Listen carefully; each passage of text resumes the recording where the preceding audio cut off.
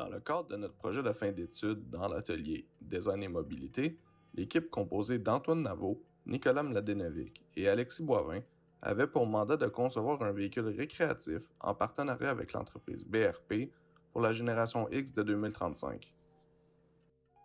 Avec ce mandat, la question suivante se présente à nous. Pourquoi viser la génération X de 2035? En 2035, la démographie concernant les personnes âgées sera en pleine croissance et changera graduellement pour laisser place aux personnes de la génération X. Ce qui est surtout important à prendre en compte est l'impact du Great Wealth Transfer qui sera bénéfique à la génération X. Ce changement produira un nouveau groupe de consommateurs de véhicules récréatifs ayant un grand pouvoir d'achat. Il est donc important pour nous de réinterpréter l'émotion associée à la conduite et la route pour ce nouveau public. Dans le graphique suivant, nous sommes en mesure de voir la position actuelle de la génération X par rapport au marché des véhicules récréatifs. Il s'agit de personnes qui achètent ou ont déjà acheté plusieurs véhicules récréatifs. Mais si nous prenons le Great Wealth Transfer en équation, nous voyons qu'une nouvelle opportunité se crée à nous, les personnes qui n'ont pas d'antécédents avec les véhicules récréatifs. Dans le cadre de ce projet, le marché que nous souhaitons viser est celui-ci. Nous allons parler davantage de la génération X.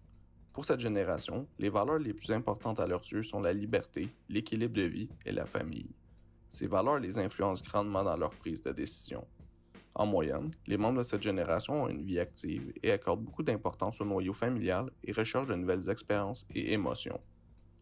Comme consommateurs, la chose qui les distingue grandement en tant que consommateurs est leur énorme loyauté envers les marques. Les personnes de ce groupe sont loyaux aux marques lorsque ceux-ci leur offrent une excellente expérience et service. La génération X n'achète pas seulement pour les produits, mais aussi le message que ceux-ci dégagent. Nous constatons qu'avec le vieillissement de la population, le type d'activité que les gens pratiquent passe de l'actif vers le paisible. Pour notre véhicule, nous souhaitons aborder un peu de ces deux côtés de l'humain sans être dans les extrêmes. Le véhicule serait autant attrayant pour quelqu'un d'actif que quelqu'un qui souhaitait une expérience plus paisible. Nos recherches nous ont poussé à se demander la question suivante. Existe-t-il un véhicule qui offrirait aux utilisateurs de profiter de la nature sans quitter leur zone de confort? Après avoir scruté les véhicules existants chez BRP, nous avons remarqué que ceux-ci offrent beaucoup de véhicules aquatiques avec énormément de différences, ce qui permet de trouver un véhicule pour chaque occasion. Il y a autant des véhicules confortables que performants et qui peuvent accueillir de 2 à 10 personnes. Cependant, pour les véhicules terrestres, malgré la grande quantité de véhicules, il semble y avoir moins de diversité au niveau de leur utilité. La majorité des véhicules semblent manquer un aspect pour bien répondre à l'opportunité trouvée. Suite à ce constat, nous nous sommes donné comme objectif de concevoir un véhicule pour les membres de la génération X qui souhaitent relaxer, se changer les idées et passer du temps en famille tout en continuant d'explorer la nature et de vivre ce qu'elle a à leur offrir. En d'autres mots, nous visons le bateau terrestre. Afin de différencier ce nouveau véhicule, nous avons commencé par créer une marque qui serait une sous-division de BRP visant la production de véhicules tout-terrain plus luxueux. Nous l'avons nommé Peak. Les véhicules Peak visent à offrir une expérience relaxante et confortable en famille. L'objectif est d'admirer la nature, mais aussi de vivre ce qu'elle a à nous offrir. L'utilisation des véhicules peut être autant faite sur la route qu'en hors-piste. Par contre, Peak a comme objectif de rapprocher ses utilisateurs de la nature, donc le hors-piste est fortement encouragé. Pour le développement du véhicule, chacun des membres de l'équipe a travaillé sur leur outil de prédilection afin de faire le plus d'exploration possible. Lorsque ceux-ci ont choisi la direction qui leur convenait et fait les validations nécessaires, ils ont séparé le véhicule en 3 grandes sections, l'extérieur, l'intérieur et la mécanique. Malgré cette séparation, les membres de l'équipe ont continué de travailler en symbiose afin d'avoir un tout cohérent.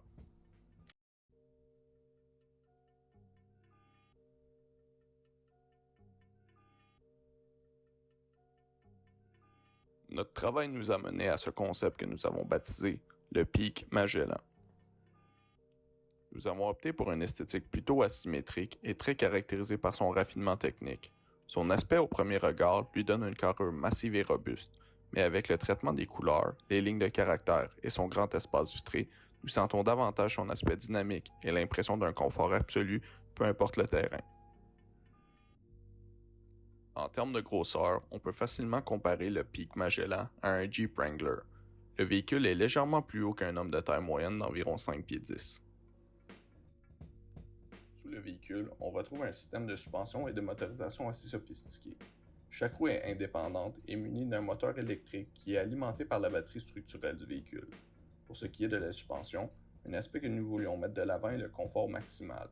Nous voulions que notre véhicule puisse passer dans des endroits qui seraient plus complexes avec un véhicule régulier, mais tout en laissant la cabine du véhicule stable et plus droit possible.